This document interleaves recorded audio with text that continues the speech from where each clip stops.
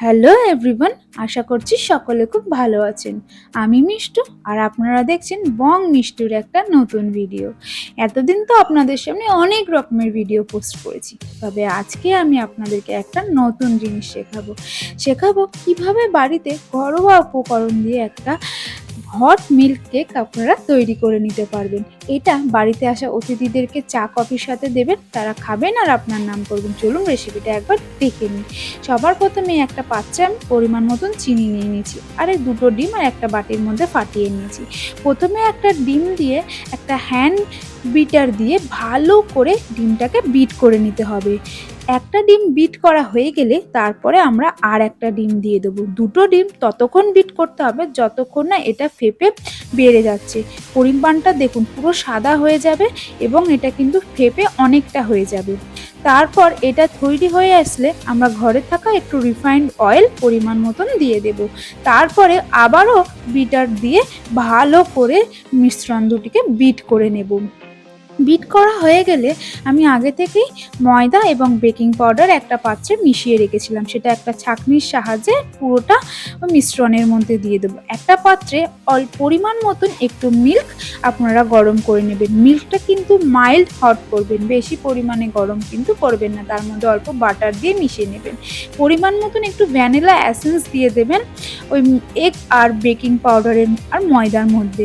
তারপরে সেটার মধ্যে আপনারা ওই যে গরম করা হট মিল্ক এবং বাটারটা আপনারা নাড়িয়ে নেবেন। তারপরে পরিমাণ মতন একটু সল্ট দিয়ে মিশ্রণটা আবার ভালো করে মেখে নেবেন। দেখুন আমি কিন্তু একদিক বরাবরই মিশ্রণটাকে মাখছি, মানে আমরা শুধু ক্লক ওয়াইজই ঘোরাবো হাত, অ্যান্টি ক্লক ওয়াইজ একদম ঘোরাবো না। বারবার বলছি অ্যান্টি ক্লক ওয়াইজ কিন্তু আপনারা হাত ঘোরাবেন না, ক্লক ওয়াইজ হাত ঘুরিয়ে মিশ্রণটাকে মেখে নেবেন। তারপরে ওই মাইল্ড গরম দুধ এবং বাটারের পরিমাণটাও কিন্তু ওর মধ্যে দিয়ে দেবেন। তারপরেও আপনারা ভালো করে এটাকে মিশাবেন যাতে কোনো ডেলা পাকিয়ে না থাকে। ক্লকওয়াইজ মিশাবেন, অ্যান্টি ক্লকওয়াইজ কিন্তু মেশাবেন না, বারবার বলছি। তারপরে এই দেখুন আমার কিন্তু মিশ্রণটা খুব ভালোভাবে তৈরি হয়ে গেছে আর একটুও পরিমাণে কিন্তু কোথাও ডেলা পাকিয়ে নেই। তারপরে আমরা একটা কেক টিন পটের মধ্যে একটা বাটার পেপার রিফাইন্ড অয়েল লাগিয়ে রেখেছিলাম, তার মধ্যে ওই কেক সমস্ত মিশ্রণটা আমরা দিয়ে দেব। মিশ্রণটা কিন্তু আমরা ভালো করে দিয়ে দেব, ওই কেক টিন পটের মধ্যে দিয়ে দেবো। এটা একটা হাফ পাউন্ড কেক ছিল, তাই সেই পরিমাণ একটা কেক টিন পট নিয়ে নিয়েছি। তারপরে মিশ্রণটা ভালো করে নাড়িয়ে নিতে হবে যাতে কোথাও ফাঁকা না থেকে থাকে। তারপরে একটা মাইক্রো ওভেনের মধ্যে আমরা 170 ডিগ্রি টেম্পারেচারে 30 থেকে 40 মিনিট টাইম সেট করে আমরা কেক টিন পটের মধ্যে যে কেকের মিশ্রণটা রেখেছিলাম সেটা দিয়ে দেবো কেক হওয়া পর্যন্ত। তার থেকে আমরা 30 থেকে 40 মিনিট অপেক্ষা করব।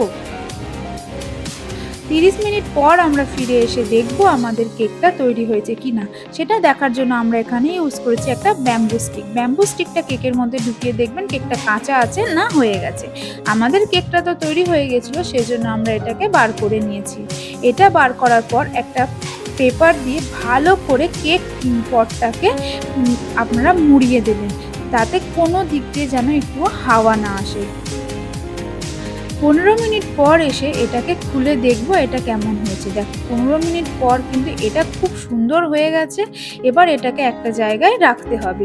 এটা যদি ইজিলি ছাড়িয়ে যায় তাহলে জানবে এটা কিন্তু খুব সুন্দর হয়েছে। আমারটা দেখো কত ইজিলি কিন্তু এটা খুলে গেল।